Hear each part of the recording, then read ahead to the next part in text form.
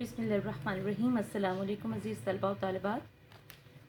बाब नंबर 2 और आज का जो हमारा टॉपिक है वो है CR फार्मूला, जो कि जिना गांधी मुज़ाकरात के बाद अमल में लाया गया।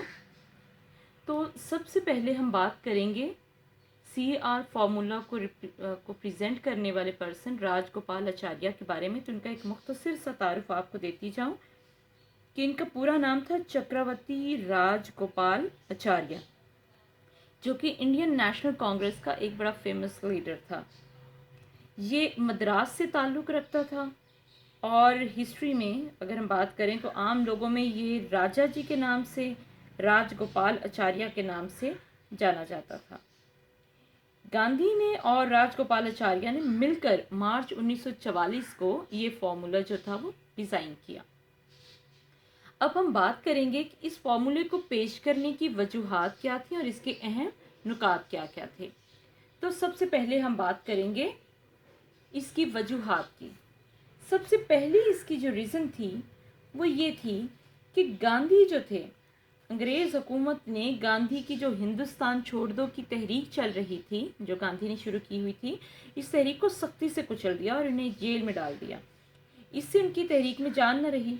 अब गांधी ने कायदे आज़म को एक साजिशी जाल में फंसाकर मुस्लिम लीग को कमज़ोर करने की कोशिश की और इसके लिए उसने इस्तेमाल किया राजगोपाल आचार्य को और इसे कहा कि तकसीम हिंद पर अपनी राय पेश करें। और इस तरह से चक्रवर्ती राजगोपाल आचार्य जो था उसने ये फॉर्मूला जो था इसको हतमी शक्ल दी। अब हम बात करेंगे कि इस फॉर्मूले के अंदर अहम नुकात कौन कौन से थे। एग्ज़ाम्स में जो आपको दो पॉसिबल शॉर्ट क्वेश्चंस आ सकते हैं वो एक तो राजगोपाल आचार्य का तारुफ होगा और दूसरा है अहम नुकात। कोई से चार अहम नुकात जो हैं ये बहुत ही अहम हैं। तो इसमें हम अगर अहम नुकात की बात करें तो सबसे पहले कांग्रेस मुस्लिम लीग के दरमियान ये एग्रीमेंट था, समझौता था। किस चीज़ का समझौता था कि ये फॉर्मूला चक्रवर्ती राजगोपाल आचार्य ने जो फॉर्मूला डिज़ाइन किया उसके मुताबिक ये फॉर्मूला कांग्रेस और मुस्लिम लीग के दरमियान समझौते की बुनियाद है, जिस पर गांधी और कायदे आज़म दोनों मुत्तफिक होंगे और अपनी अपनी पार्टी से इसका अप्रूवल भी कराएंगे।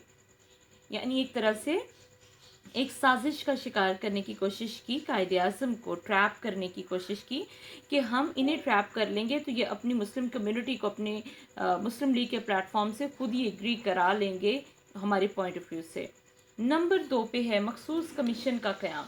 कौन सा मखसूस कमीशन? जंग अजीम दोम जब ख़त्म होगी, यानी ये 44 का दौर था तो 1945 में ये जंग ख़त्म हो गई थी, तो कहा गया कि जंग अजीम जब ख़त्म होगी तो एक मखसूस कमीशन कायम किया जाएगा जो हिंदुस्तान के शुमाल मशरिक, यानी आप देख लें कि आसाम और बंगाल जो कि मुस्लिम अक्सरियती इलाके थे और शुमाल मगरब जो मौजूदा पाकिस्तान के अंदर शामिल इलाके हैं, इनके साथ इन्होंने कहा कि ज़िला की हदूद का तयन किया जाएगा।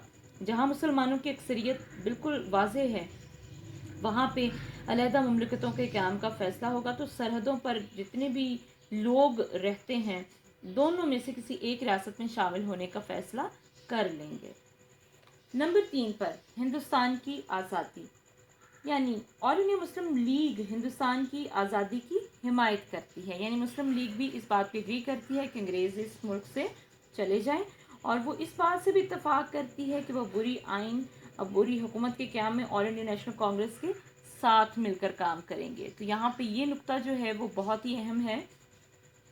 एक तो उन्होंने कायदे आज़म से मुस्लिम लीग से ये मनवाने की कोशिश की कि अंग्रेज़ यहाँ से चले जाएं, हमारे साथ मिलकर आप एफर्ट करें। और दूसरा ये कि चूँकि मेन लीडिंग पार्टी जो है वो इंडियन नेशनल कांग्रेस होगी तो मुस्लिम लीग जो है वो उनके साथ मिलकर काम करेगी, किसी अलहदा मुमलिकत के क़याम की बात ये ना करें।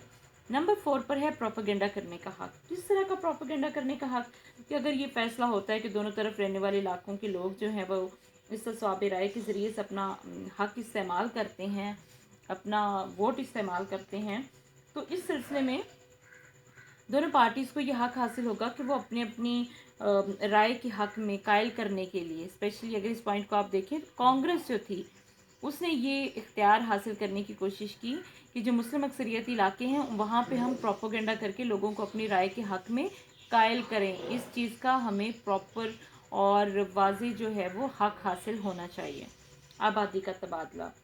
آبادی کا تبادلہ کیا تھا کہ اگر آبادی کا تبادلہ کرنا ضروری ہو تو اس کو صرف رضاکارانہ بنیادوں پر کیا جائے گا، یعنی حکومتی انوالومنٹ اس میں نہیں ہوگی. نمبر 6 پر فری کین کے درمیان باہمی معاہدے.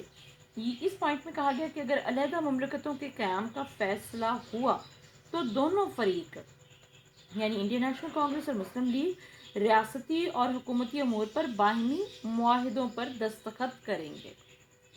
اس کے بعد کہا گیا نمبر 7 پر کہ مقامی لوگوں کو اختیارات کی منتقلی یعنی فارمولے پر صرف اسی صورت میں عمل ہوگا اگر حکومت برطانیہ ہندوستان پر حکومت کرنے کے حق کو چھوڑ دے، یعنی اس سے دستبردار ہو جائے اور ہندوستان کو چھوڑ کر چلی جائے، اور سارے اختیارات جو ہیں وہ مقامی لوگوں کو منتقل کر دیے جائیں. اب مقامی لوگ کون تھے؟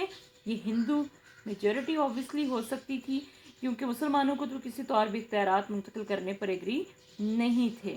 سو ان سب پوائنٹس کو جاننے کے بعد اگر ہم قائد اعظم کے موقف کی بات کریں تو یہ واضح اور ٹھوس حوالے سے قائد اعظم نے اپنا موقف پیش کیا اور قائد اعظم نے اسے مکمل طور پر مسترد کر دیا، کیونکہ قائد اعظم کی جو دور اندیشی اور معاملہ فہمی کی صلاحیت تھی اس بیس پہ آپ راج گوپالاچاریہ اور گاندھی کی ملی بھگت اور سازش، جو وہ پہلے تو قائد اعظم کو ٹریپ کرنے اور پھر مسلم لیگ کو ٹریپ کر کے مسلم کمیونٹی پر اپنی رائے جو تھی اس کو نافذ کرنا چاہتے تھے، اس کو امپلیمنٹ کرنا چاہتے تھے، اس چیز کا سختی سے آپ نے اس کو ریجیکٹ کر دیا. بہت شکریہ اسٹوڈنٹس.